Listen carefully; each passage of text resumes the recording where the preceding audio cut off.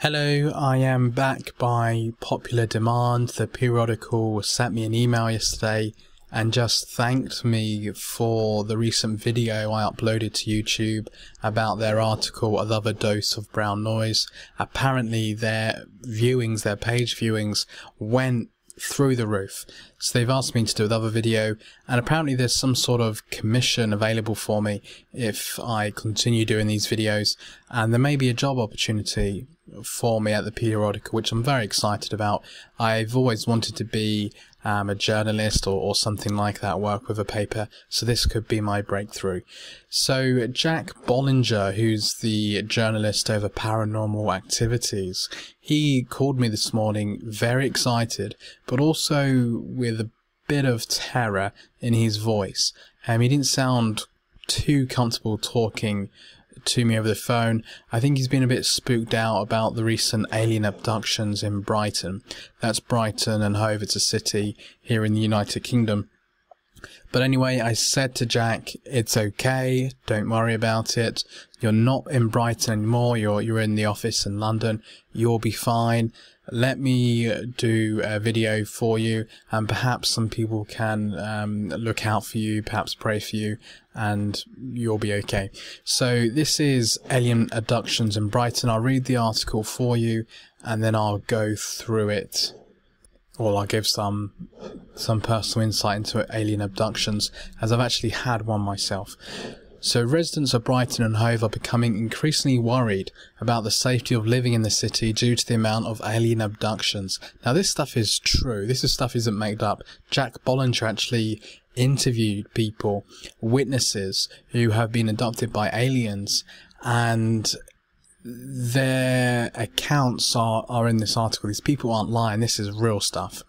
Chief Constable Peter Hickens stated, "We have seen a 150% increase in alien-related reports from the public over the last 12 months.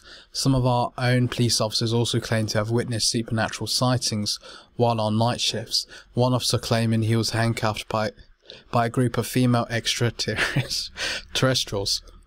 Now, I'm going to stop the article there. The reason being is it's election day here in the United Kingdom, and alien activity historically has increased at election periods.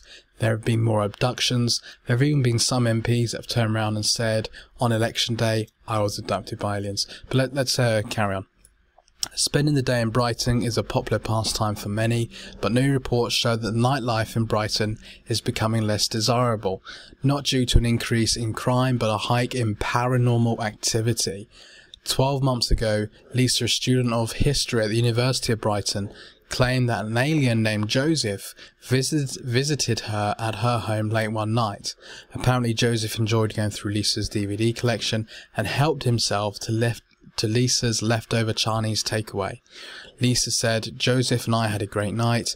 I wish he would visit me again. Life hasn't been the same without him." So obviously these aliens are making some sort of connection with humans, a long-lasting connection. Since Lisa's contact with Joseph, reports of alien encounters has surged.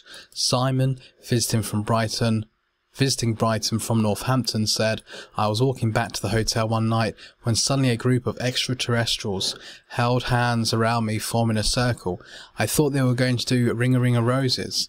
Next thing I remember, I am back in Northampton with a bag of McDonald's cheeseburgers. I left the cheeseburgers on the roof of my car as a form of sacrifice to the aliens." I left the cheeseburgers on the roof of my car as a form of sacrifice to the aliens.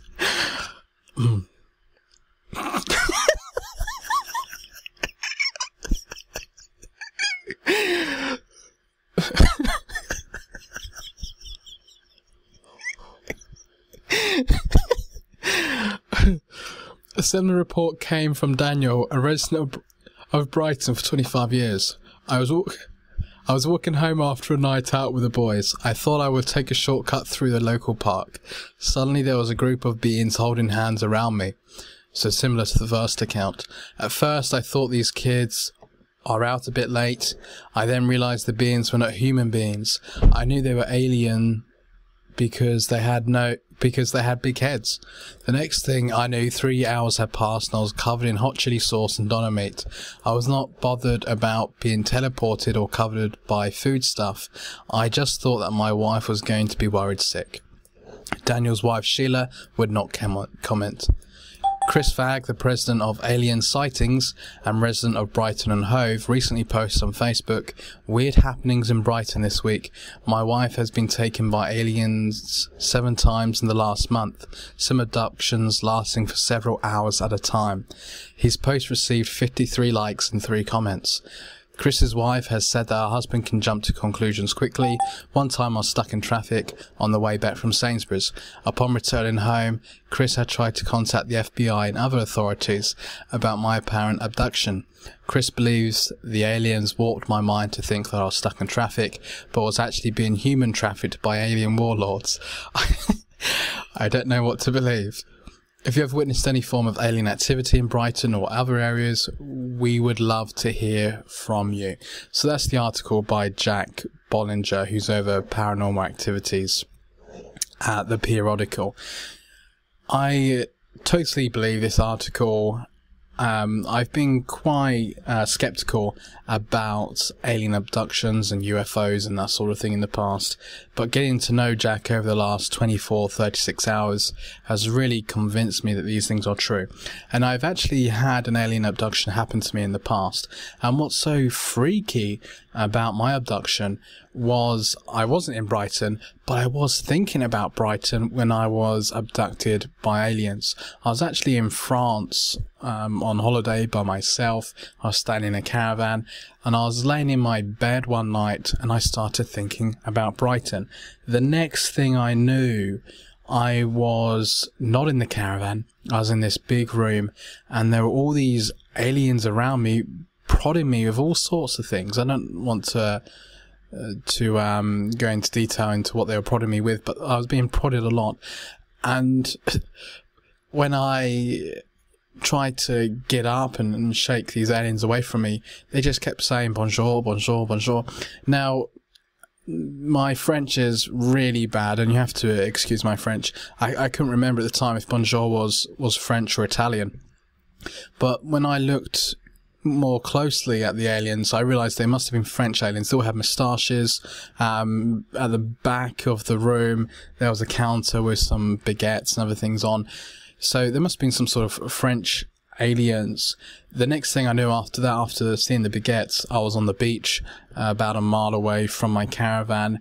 Thankfully, the aliens teleported me to the beach with my flip-flops on. Obviously, I wasn't wearing flip-flops in bed. They must have teleported them with me, or an alien must have, broke into my caravan and got them for me. Because I woke up on the beach with my flip-flops on and was able to walk back, and thankfully wasn't barefooted.